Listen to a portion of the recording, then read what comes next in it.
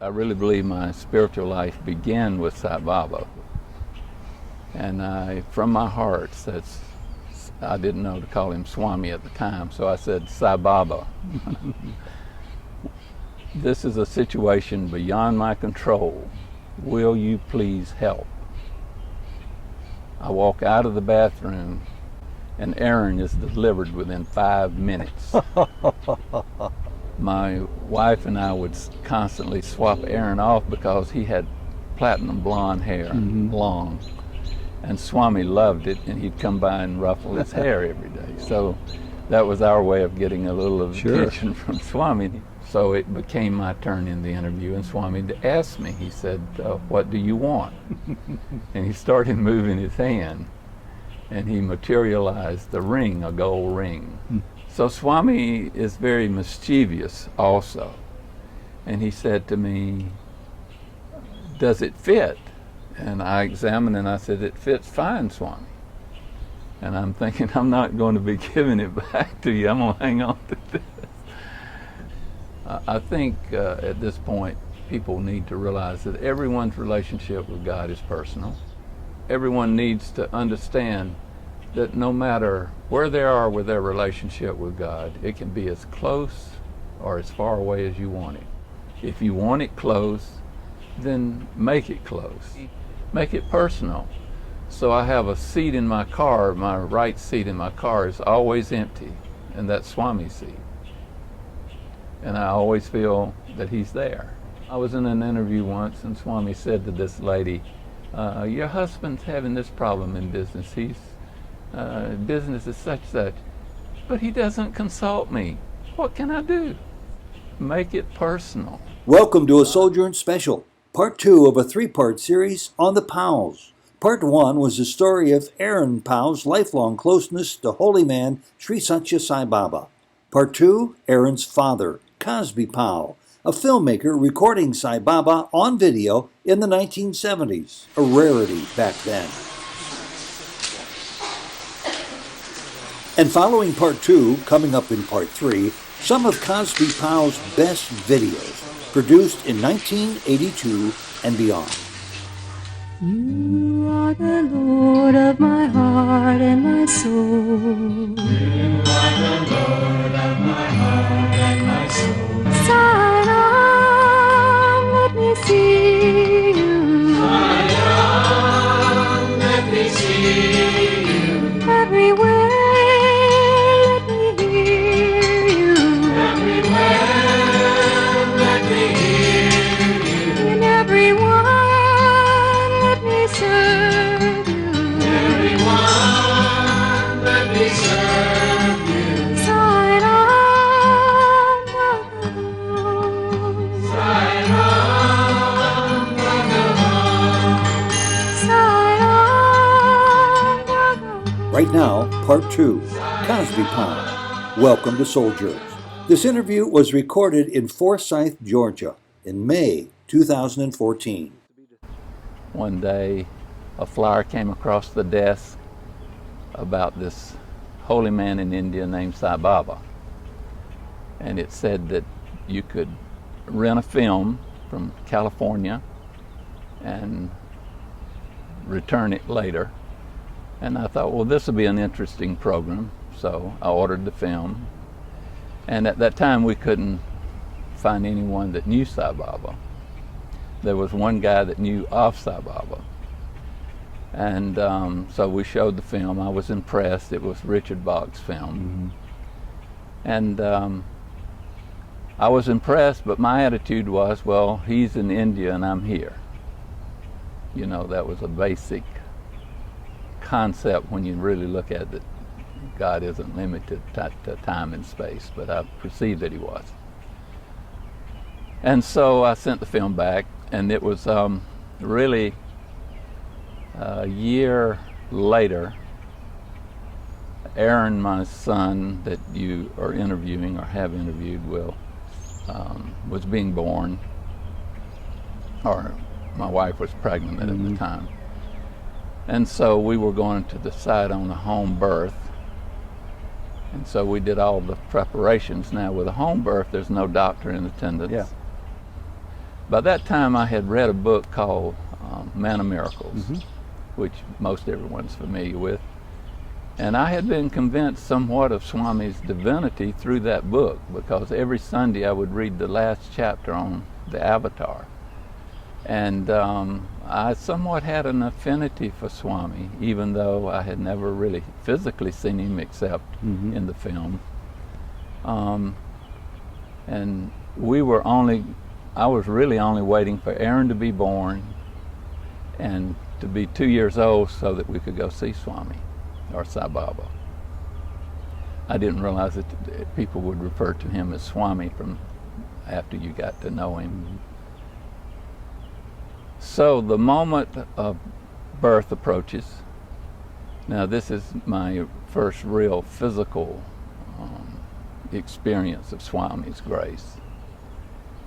So my wife goes into labor. The midwife is present.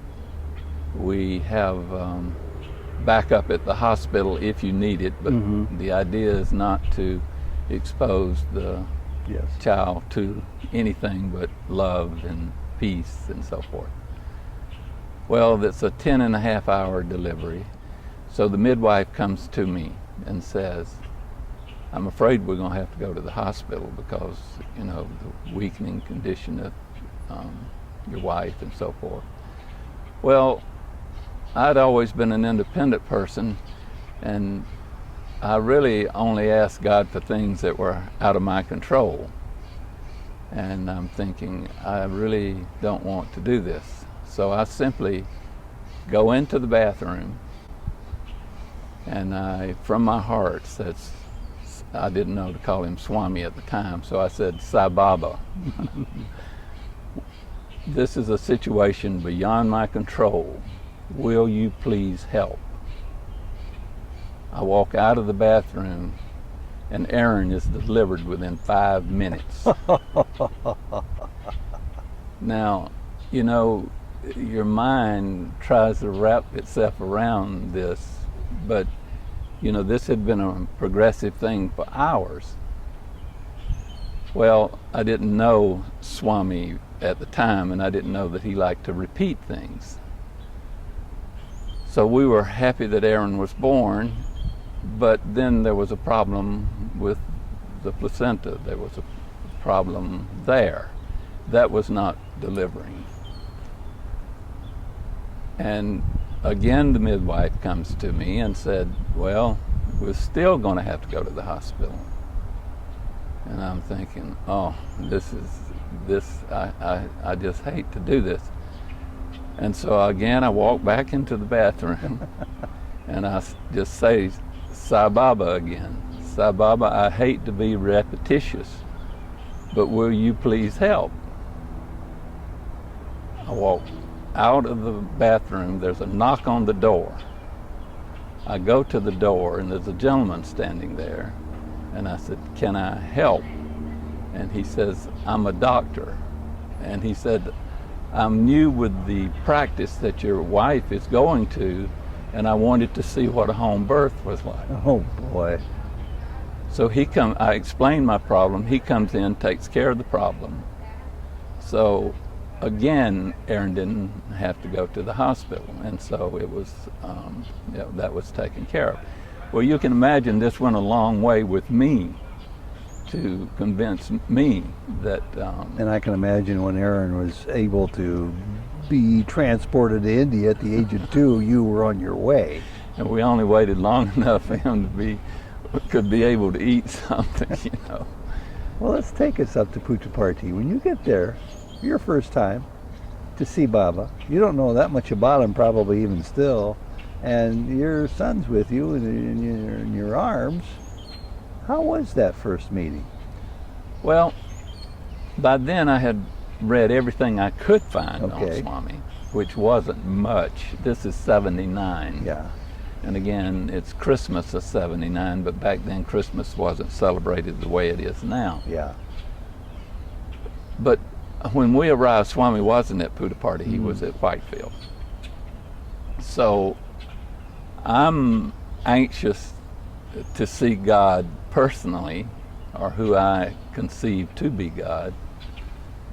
And when I walk in the gate and we're seated, I'm very anxious. And now I'm going to start calling Sai Baba Swami from this point, because he was asked what's appropriate, and so he said Swami's fine. Yeah. So Swami comes out, and as he walks to where I can see him good, I just know he's divine. Never any question. All the other experiences with the different gurus and all, this was it. I mean, my search was over. And so the relationship built from there. My wife and I would constantly swap Aaron off because he had platinum blonde hair, long. And Swami loved it, and he'd come by and ruffle his hair every day. So that was our way of getting a little of attention from Swami. And he'd say, how old is he? And, you know, how long are you going to be here? Or just something. So we were always like that little interaction. But mainly, except if you didn't have Aaron, Swami ignored you, or seemed to ignore you. But he builds you to a point that you search within yourself for some way to overcome that. So the first trip, I was just happy to be there. Now, you know, we return, and I'm in real estate at the time, and so I have a flexible schedule. So 6 months later, I decided I wanted to go to India again. So my wife was involved with other things. I think it's something to do with family. And it was going to be like a 6-week trip, 4 to 6 weeks. And so I took Aaron with me. Now, the thing she said before I left, don't let him get sick. Well, you know, that's the kiss of death, I'm sure. As the trip progressed, again, I'm just happy to be there. Love the darshans, but I'm starting to take pictures of Swami at this time. I'm doing still photography. And so Swami, when we arrived, in this time was at Prashanti, but then he moves to Whitefield. So Aaron, except for the last week, say, I don't know if we were there 5 or 6 weeks, but the last week, the beginning of that week or toward the middle of that week, I let him have some ice cream on the streets of Bangalore. Well, he became deathly ill over the next few days, and it developed into what you would probably say was amoebic dysentery, where he was going to the restroom every hour, and I would have to hold him up, and he was just having this bloody mucus discharge and just weak. Well, I had a background in pharmacy, so I knew the choice of drugs at that time could cause kidney and liver damage. I also knew that he was a very sensitive child. So that was the last thing I wanted to do, was take him to the hospital. And from his birth and through this time, I had a lot of faith in Swami that he maybe would do something about it. So, you know, this progression is to the last day. After this darshan, it's an evening darshan, I'm going to have to take him to the hospital. I mean, he's that sick. And so Swami comes out and he walks across to where we all are. And I'm allowed to sit on the front row because of his illness. And Swami walks up to us and he looks at me and like, what do you need? And I said, Swami, my son is very ill. Will you please help? And he pushes up against us. He walks up into us. I'm holding Aaron, and he walks into us. And he pushes us back, and he starts talking to some Italian people back of us. And, you know, my concern is with Aaron, of course, and I'm thinking, well, I have a life-death situation here, and you're asking these Italians, when did you come? And I'm going to be sure to see you before you leave, and da-da-da-da. And then he steps back, and he looks at me again. And I said, Swami, my son is very ill. Will you please help? And he just simply backs up, turns, and walks away. Mhm. And I'm thinking the worst, of course. It's just out of respect, we have to let Swami go in before we leave. Yeah. And so as Swami enters the gate, Aaron looks up at me and says, I have to go to the toilet again. Well, I'm thinking, that's not a surprise, you know, here we go. So I take him to the toilet. He has a perfectly normal bowel movement. And he starts running around playing as though nothing had ever happened. Wow. Now, being a father, that was impactful to me. Well, this little kid, before he was born, through Baba, I has know. brought you impactful experiences. Exactly. So, I mean, I'm beside myself. You know, I'm really approaching bliss because, you know, your son is okay, your son is well. Yeah. And from that point, the next trip, I took another trip 6 more months after that. Well, now we start getting more interesting with some lessons that Swami personally taught me.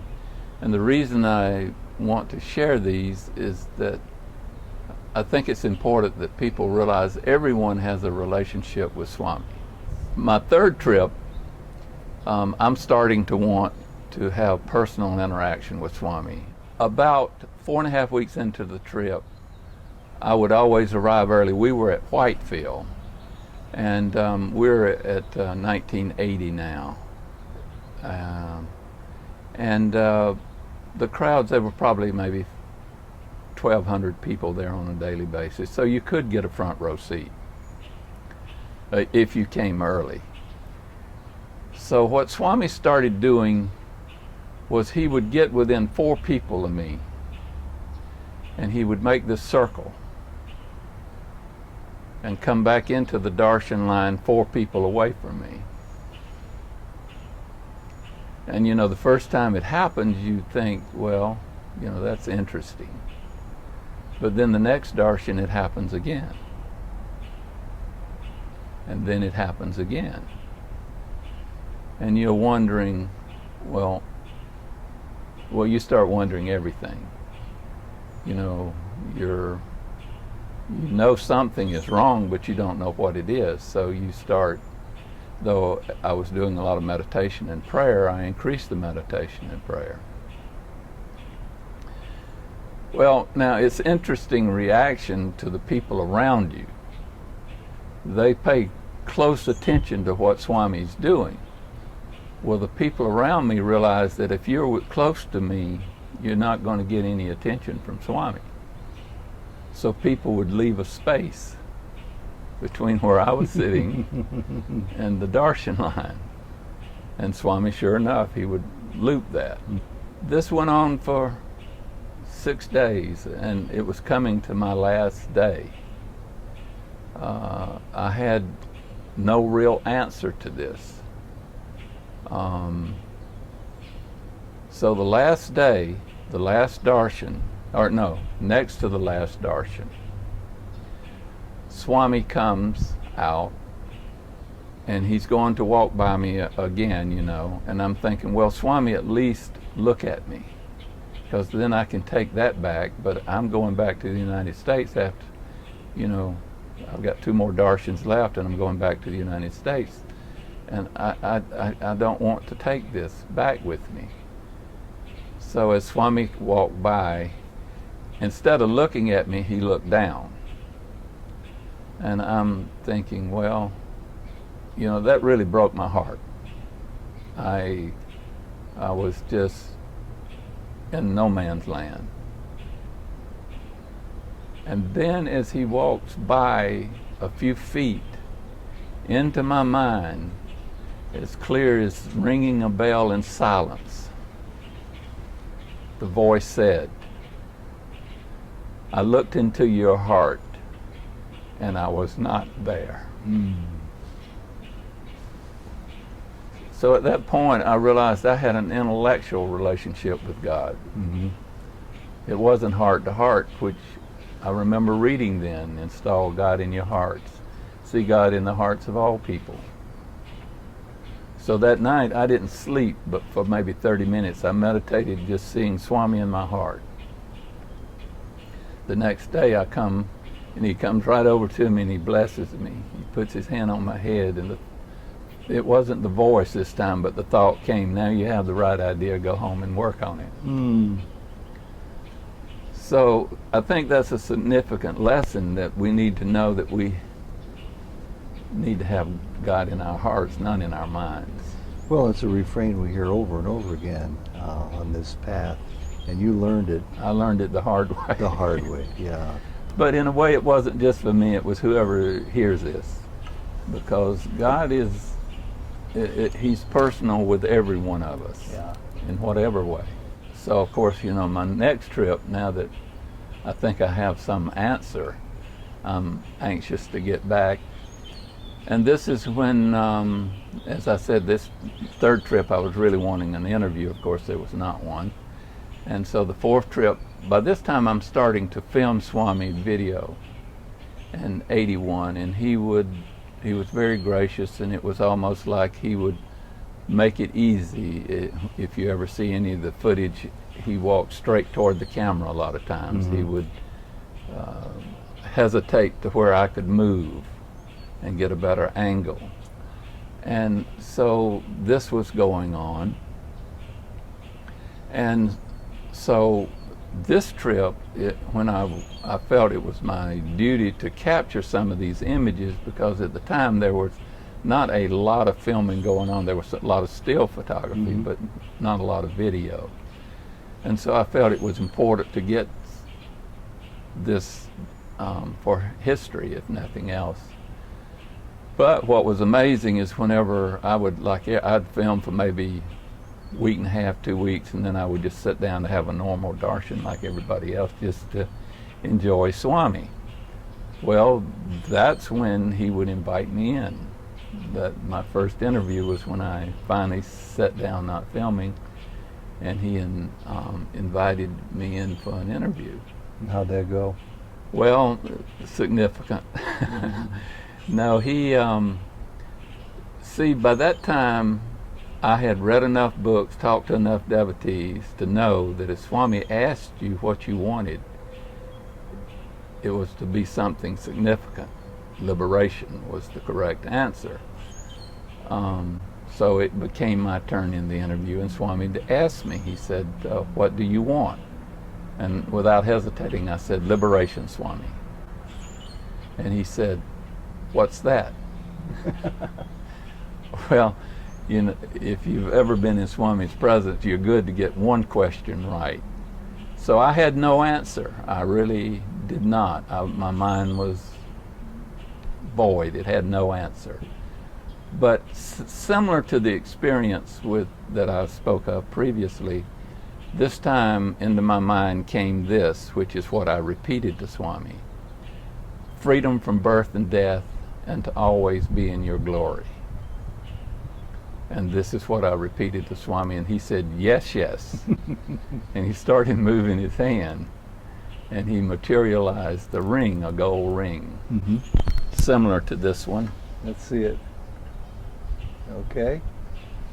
And he took the ring and put it on this finger. Mm-hmm. And I also had talked to enough devotees that if you ever give Swami something back, he'll change it into something, or it can even disappear. So even though I had said liberation, I think I really wanted a ring. So I was really very happy. It was, I don't know, you know, it was more significant to me, say, than graduating from college or whatever, to be that connected with Swami, to experience this. So Swami is very mischievous also. And he said to me, does it fit? And I examined and I said, it fits fine, Swami. And I'm thinking, I'm not going to be giving it back to you. I'm going to hang on to this. Swami has a way of playing. Now, when you leave the interview room, it's like a curtain dropping on a play. That act is over. You can't repeat anything about it. So as I walk out of the interview room, and I'm the last person to leave, Swami closes the door, and that ring is 2 sizes too big. I mean, I'm going, I can't believe this is happening, because you can't go back in. So I've got a ring that's 2 sizes too big. Needless to say, I put tape on it, and I was renovating houses, and I kept banging it against things, and the stone was becoming chipped. And in this case, because I was renovating a house, doing some other real estate, I couldn't get back for a year. So when I return, I have a better camera, which is, if any of you have seen A Message of Love, that's the footage that I shot at that time in '82, which is, I want to go through the ring story, then I'll come back. So during the course of that trip, I was invited in to see Swami when I wasn't filming, and of course I immediately took the ring off and was going to say, Swami, the ring's too big, and Swami went this way with his hand, like, that means you don't do it, that means you shut up and go on. So that interview ended up being nothing for me, except I was happy to be in the interview and observe and witness all the materializations and his interactions with people. And so I went back to filming for a few weeks, and then again I stopped. He invites me in again for an interview. I again take the ring off, and this time more firmly Swami went, which means just let it go. And so I'm left still with the ring, no solution to it. And of course, I'm going to film then until my last day. I think it was a day before I was to leave. I stopped filming, and I was seated. Swami again invites me in for an interview. And this time I'm thinking, I'm not concerned with the ring. I just want to be here with Swami to enjoy this experience. And of course, this time Swami turns to me and he says, "Is your ring still too big?" Well, I had never really mentioned this, but it's not surprising to people that he knows everything. I couldn't get the ring off fast enough, and so I handed it to him. And he starts passing the ring around the whole room, telling them the story of the ring, how when he gave it to me, he even asked me if it fit properly. And I thought that it did, but evidently it didn't.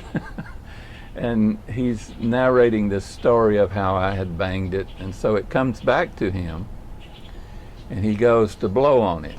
Well, by this time I had experienced a lot of his materializations and so forth.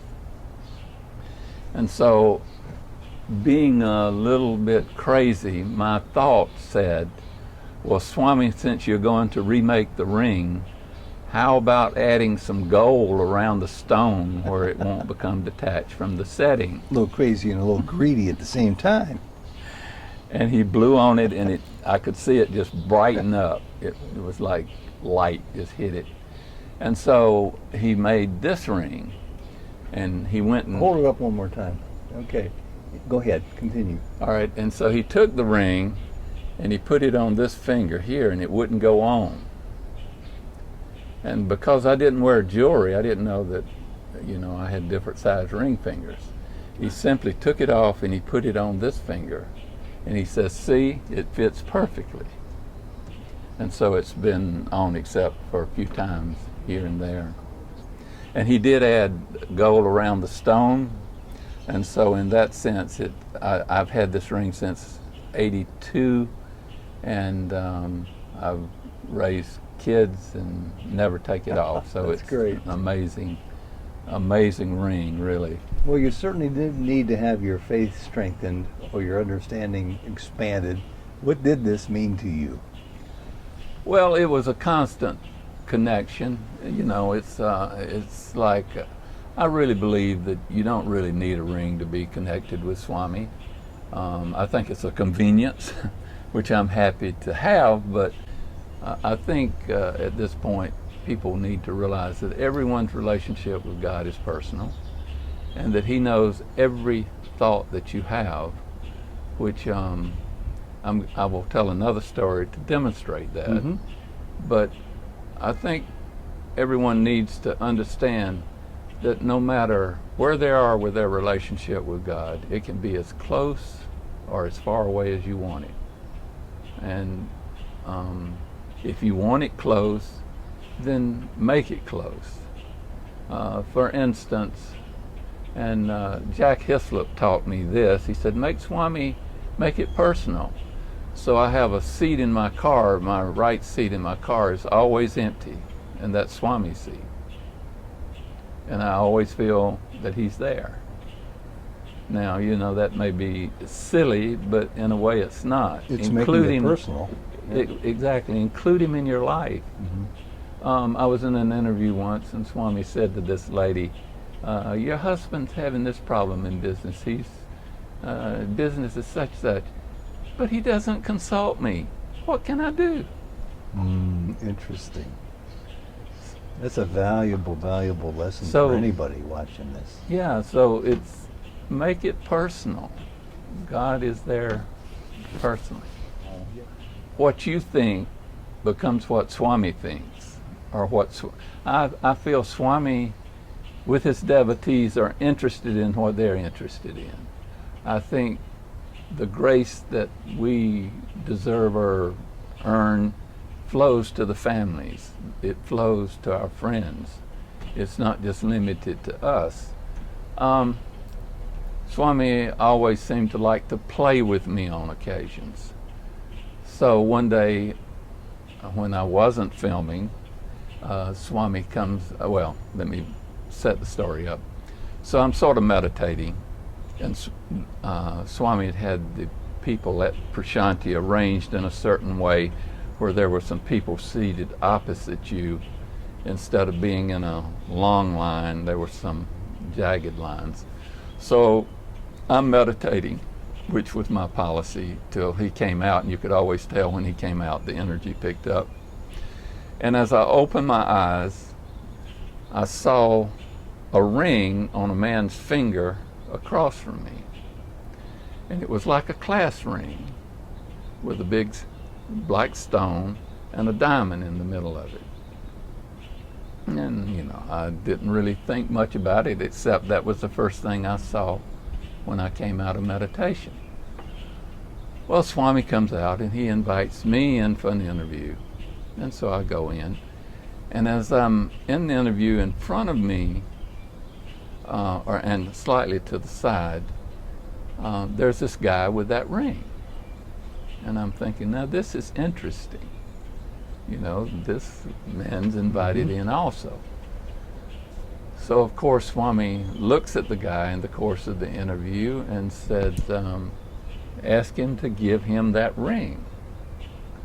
So Swami takes the ring, blows on it, and it changes into this silver ring with Swami's picture on it. And he hands it to the guy. And the guy takes it and he goes to put it on. Swami says, no, don't put it on. And then Swami goes about conducting the rest of the interview. And I'm finding this very interesting, and so as Swami's conducting the interview, the guy starts to put the ring on again. Swami immediately turns to him. He said, no. And he said, hand me the ring. So he took the ring and he blew on it again. And it changed back to the other ring. My point, don't get something back. So he hands the ring to the guy. And he said, your father gave you that ring, didn't he? He has a lot of sentimental value to you. In other words, he was, but Swami likes to play, really. So the guy has the ring and he ends up putting the ring on. And so that was pretty much the interview, for me, except observing the interactions and listening to Swami talk and so forth. So I go back out And for whatever reason, I didn't film the next day either. So that morning I was seated for darshan like everyone else. Swami walks up to me and he said, where's the guy with the ring? I'm going, I don't know, Swami. I don't know the guy, you know? And he says, find him and bring him to the interview room. Sure, Swami. And so I get up and I go through every person there, you know, and they all hoping I'm looking for them, right? So I'm disrupting the whole darshan, you know, looking for this guy. And by that time, Swami's gone to the women's side and so forth. Well, I don't find the guy, so I follow Swami's instructions exactly. I've always made it that policy. Whatever he says, he said, find and bring. I did not find, so to me, the bring did not apply. Well, you know, a lot of the Sabadals and all had grown to know me then. They were motioning for me to come up, you know, to go for an interview. And I said, no, that's not the instructions. So the next day I said, well, this is unfinished business. I'm going to see what Swami wants to do, do about it. So again, I'm not seated. And he comes over to me, walks right off the veranda, walks over to me, he says, well, where's the guy with the ring? Well, by this time I'd gone to the administration's office and found that the guy had left. I said, Swami, he's gone. He went, oh, he's gone, you know, he just walks off. So there's humor in some of this. I mean, I just feel any kind of interaction with Swami is a blessing. We were all blessed to participate in that little drama. I think Swami does some of this, though, is to entertain and change things around the ashram, you know, make things a little interesting. And I've heard of other people that he's sent on these little missions of futility where there's really no body to find. But you gave it your all, and that's all you can do. Yeah. Yeah. But, you know, I'm just happy to participate. Cosby, great stories. Thank you very much. And more will be revealed as we have a chance, additionally, to hear about how your life grew and changed as a result of Baba coming into your life. Thank you. Thank you. Sai Ram. Sai Ram.